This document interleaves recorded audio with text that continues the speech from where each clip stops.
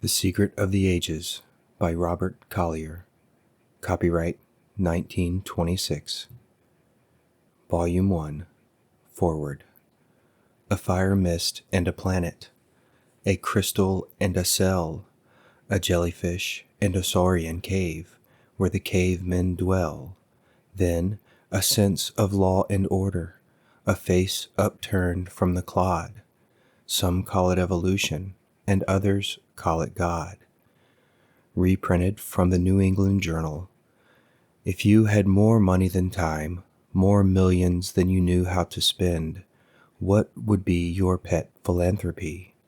Libraries, hospitals, churches, homes for the blind, crippled, or aged? Mine would be homes, but not for the aged or infirm, for young married couples.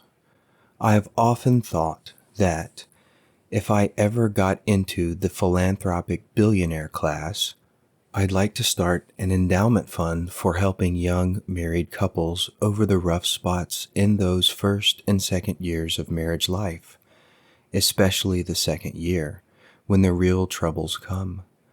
Take a boy and a girl in a cozy little nest, add a cunning, healthy baby, and there's nothing happier on God's green footstool.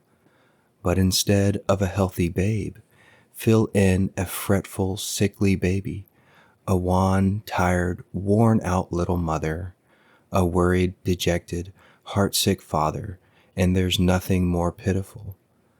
A nurse for a month, a few weeks at the shore or mountains, a lift on that heavy doctor's bill. Any of these things would spell heaven to that tiny family. But do they get it? Not often. And the reason? Because they are not poor enough for charity. They are not rich enough to afford it themselves.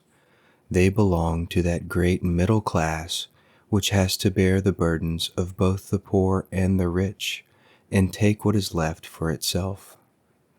It is to them that I should like to dedicate this book. If I cannot endow libraries or colleges for them, perhaps I can point the way to get all good gifts for themselves. For men and women, like them, do not need charity, nor even sympathy. What they do need is inspiration and opportunity, the kind of inspiration that makes a man go out and create his own opportunity. And that, after all, is the greatest good one can do anyone. Few people appreciate free gifts. They are like the man whom an admiring townsfolk presented with a watch. He looked it over critically for a minute. Then, "Where's the chain?" he asked. But a way to win for themselves the full measure of success they've dreamed of, but almost stopped hoping for.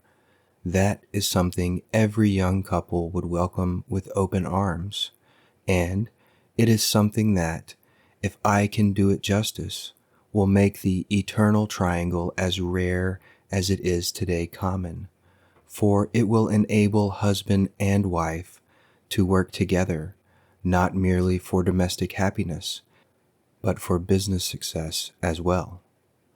Robert Collier.